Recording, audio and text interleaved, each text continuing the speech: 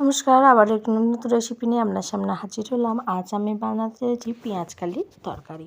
খুবই সহজ পদ্ধতিতে বানিয়ে দেখাবো, আশা করি আপনাদের সকলের ভালো লাগবে। আমি সুমনা, আপনারা দেখছেন সুমনাস কিচেন। আজকের মেনু পেঁয়াজ কালির তরকারি। চলুন স্টার্ট করা যাক। এখানে সব কিছু আমি সবজি রেডি করে নিয়েছি, আর এখানে আমি কড়া বসিয়ে দিয়েছি। কড়াটি লোহার। তারপর আমি এখানে সরিষার তেল দিয়ে দিলাম। তেল গরম হয়ে এলে এবার 1 চামচ দিয়ে দেবো কালো জিরে, দিয়ে দেবো 2টো শুকনো লঙ্কাকে ভেঙে 2 হাতে দিয়ে দেবো। এইগুলো ভালো করে ভাজা হয়ে গেলে তারপরে দিয়ে দেবো পেঁয়াজ কালিরই যে পেঁয়াজগুলো থাকে, সেই পেঁয়াজগুলি ভালো করে ছোট করে কেটে নিয়েছি। কেটে ওইগুলি দিয়ে ভালো করে একটু নেড়ে নেব।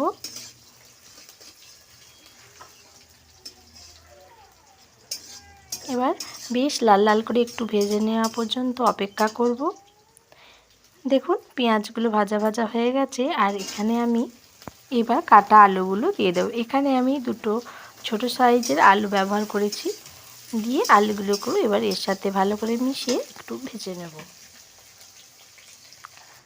সামান্য লাল লাল করে ভেজে নেব। দেখুন এখানে আলুগুলো ভাজা ভাজা হয়ে গেছে। আসলে আপনারা বুঝতে পারছেন কি সেটা আমি বুঝতে পারছি না, কারণ এখানে যেহেতু আমার আলুগুলো ভাজা ভাজা হয়ে গেছে। তারপর আমি এখানে পেঁয়াজ কালিগুলো দিয়ে দিলাম।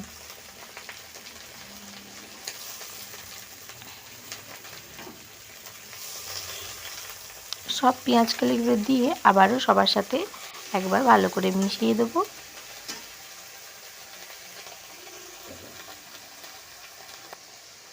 দেখুন পেঁয়াজ কালিগুলো ভালো করে নেড়ে নেওয়ার পর পেঁয়াজ কালিগুলো একদম কমে আসছে।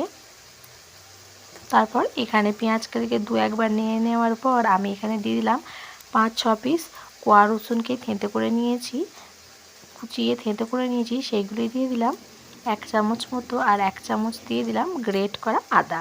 আপনারা চাইলে এখানে আদা পেস্টও দিতে পারেন বা আদা বাটাও দিতে পারেন। আমি এখানে গ্রেট করে নিয়েছি গ্রেটারে। দিয়ে সব কিছু ভালো করে মিশিয়ে আমি আবারও আদা রসুনের সঙ্গে ভালো করে এগুলো একটু কষিয়ে নেব। দেখুন আস্তে আস্তে পেঁয়াজ কালিগুলো একদম অল্প হয়ে যাচ্ছে। তারপর ভালোভাবে আমি এগুলো মিশিয়ে নেওয়ার পর একে একে সব মশলাগুলো দিয়ে দিলাম। 1 চামচ জিরে গুঁড়ো দিয়ে দিলাম, 1 চামচ জিরে গুঁড়ো, 1 চামচ লঙ্কা গুঁড়ো,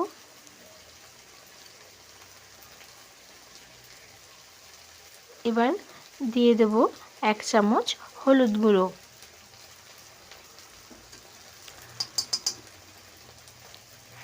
দেওয়ার পর এবার পরিমাণ মতন নুনটা দিয়ে নেব। এখানেও 1 চামচ আমি নুন দিয়ে দিলাম। দিয়ে এবার আবারও ভালো করে সব মশলাগুলো একসাথে মিশিয়ে নিয়ে বেশ কিছুক্ষণ একটু কষিয়ে নেওয়ার মিশিয়ে নেবো আর কি। রান্না যত হাতে ধরে সময় ধরে করবে, রান্না কিন্তু ততটাই সুন্দর হবে, খেতেও দারুণ লাগবে।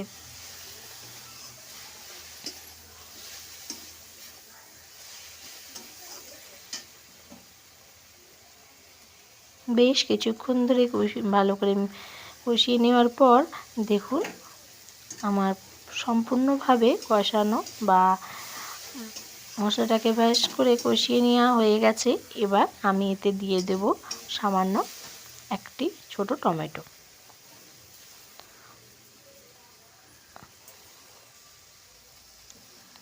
দিয়ে আবারও ভালো করে একটু নিয়ে নেব। দেখুন যতবার নাড়া হচ্ছে ততবার কিন্তু পেঁয়াজ কালিটা একদম অল্প হয়ে আসছে, আর দেখতেও সুন্দর লাগছে। দেখুন কত সুন্দরভাবে আমার কষানো হয়ে গেছে। এখানেই অর্ধেকের বেশি সিদ্ধ হয়ে গেছে আলু, আর পেঁয়াজ কালি তো একদমই হয়ে গেছে। তাও এখানে আমি সামান্য এবার জল দিয়ে দেবো, দিয়ে কিছুক্ষণ ফুটিয়ে নেব। যত ভালোভাবে সবজি আপনার সিদ্ধ হবে আর যত হাতে ধরে আপনি রান্নাটা করতে পারবেন, তত কিন্তু রান্নার স্বাদ আরও দ্বিগুণ হয়ে যাবে। এখানে আমি অল্প একদম সামান্য জল দিয়ে দিলাম, কারণ এখানে প্রায় সিদ্ধ হয়েই গেছে, তাই সামান্য জল দিয়ে একটু ফুটিয়ে নিলাম। একদম জলটাকে শুকিয়ে নেওয়ার পর দেখুন আমার পেঁয়াজ কালির তরকারি একদম রেডি হয়ে গেছে। অবশ্যই আপনারা একবার এই পেঁয়াজ কালি রেসিপিটি ট্রাই করে দেখবেন, দুর্দান্ত খেতে হয়। ভালো লাগলে একটি লাইক করে দেবেন, কমেন্ট করে জানাবেন কেমন হয়েছে। আবারও দেখা হবে একটি নেক্সট ভিডিওতে।